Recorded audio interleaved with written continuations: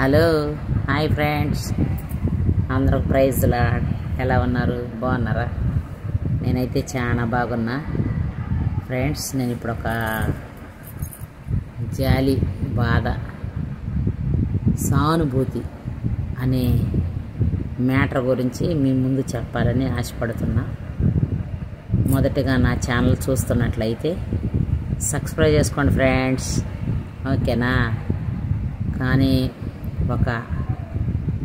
ఒక్కతే కోడలో నాకు తెలియదు, ఇద్దరు ముగ్గురు కోడలో నాకు తెలియదు. మా ఇంటికి కొంచెం దూరంలో ఉంటారు. రోజు గమనిస్తూ ఉంటా ఆవిడ్ని. ఏది కావాలంటే అది తెచ్చిద్ది. ఎప్పుడు అరుగు మీనే కూర్చునేది, ఇంట్లోకి కూడా సరిగ్గా పోదు. ఏది కావాలంటే అది తెచ్చిచ్చిద్ది. కానీ ఎందుకు చికాకు పడతారో మనకు తెలియదు. కొడుకు డ్యూటీకి వెళ్తాడు, కోడలకు 4 పిల్లలు. వీళ్ళందరితో హ్యాపీగా ఉండాలని, ఆమె ఆనందంగా ఉండొచ్చు అని ముసలామ చూసుకుంటుంటుంది. కూతురు బిడ్డని ఈమె కాడ పెట్టుకొని మనవరాలు ఉంటే పొద్దాక ఆమమ్మటే తిప్పుకుంటూ పాల ప్యాకెట్ తెమ్మను, పసుపు తెమ్మను, కారం తెమ్మను, మసాలాలు తెమ్మను, ఇట్లా తెప్పించుకుంటూ ఉంటే తిరుగుతూనే ఉంటుంది. పెరుగు కానీ ఈ రకంగా తిప్పుతూనే ఉంటారు. తేప నిమ్మకాయలని, కొత్తిమీర అని. నేను ఎప్పుడు చూస్తూనే ఉంటా, గమనిస్తా అటు ఇటు వెళ్ళేటప్పుడు. కానీ మరి ఈరోజు ఏం జరిగిందో ఏమో. నిన్నటి రోజున నేను ఈరోజు వీడియో చేస్తున్నా. నిన్నటి రోజున నేను వెళ్ళి కూర్చున్నా.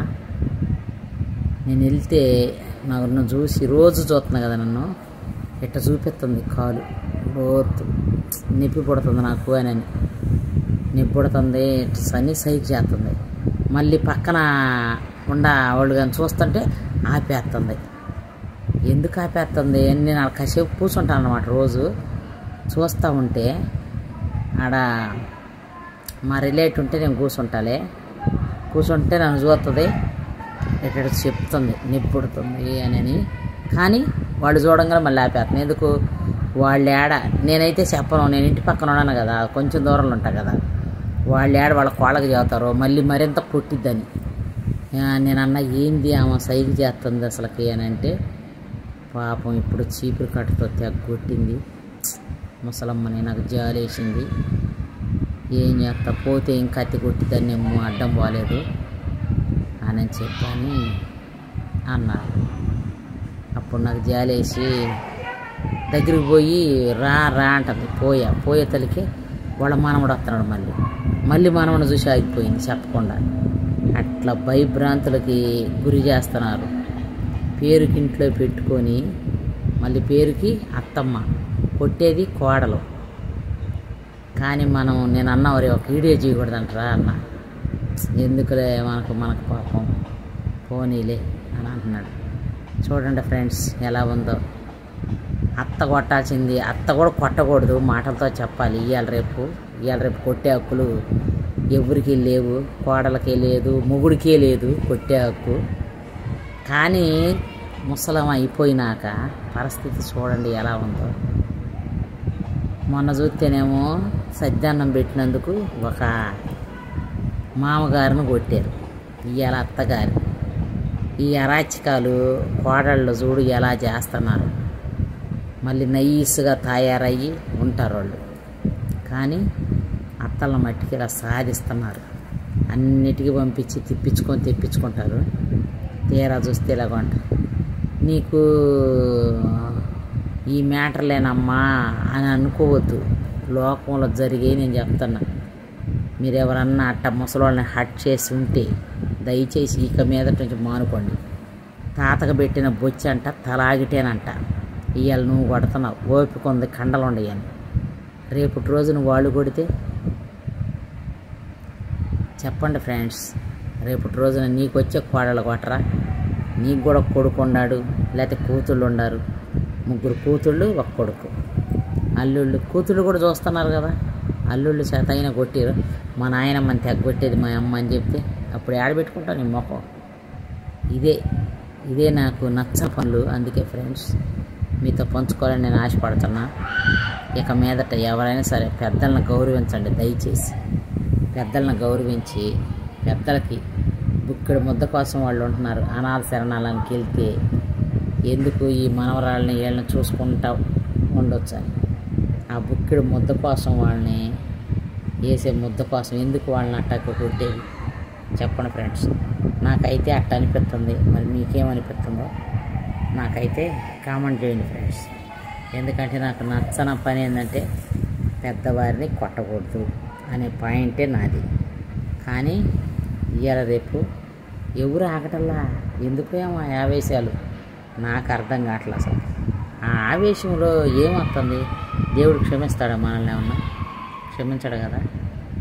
ఎందుకంటే తన కోపమే తనకు శత్రువు అన్నాడు దేవుడు. నీకే ఒక మేలు చాటున ఒక కీడు దాగుంది అన్నాడు. నీవెందుకు మీకు కీడు మేలు చేయాలి కానీ కీడు చేయొద్దు కదా.